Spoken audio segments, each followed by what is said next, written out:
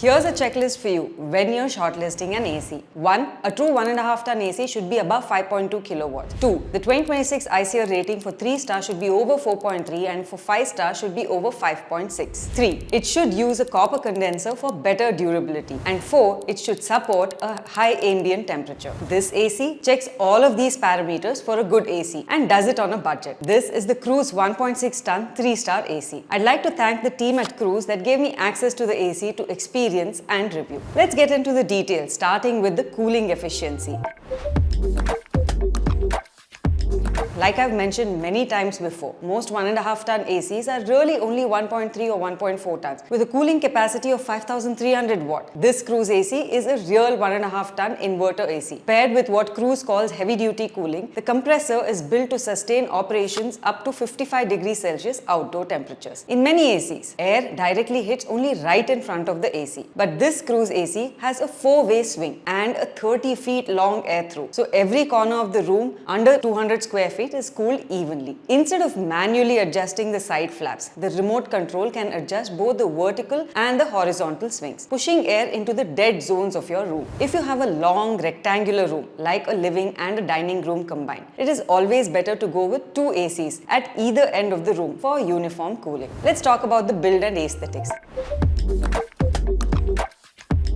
This Cruise AC comes with a piano black finish that can match or enhance the aesthetics of any room, making it look very premium. It solves the issue that many of us have with white ACs turning yellow due to UV exposure and oxidation over the years. Being a 1.6 ton AC, the outdoor unit is large, about 56 cm in height and 78 cm wide. So, make sure you have adequate installation space for it. The 100% copper condenser means better durability against gas leaks. The Rusto Shield nano coating means better protection against rust as well as corrosion, and the blue hydrophilic coating on the fins means less moisture damage for better condenser performance and efficiency. Next, let's discuss some value features.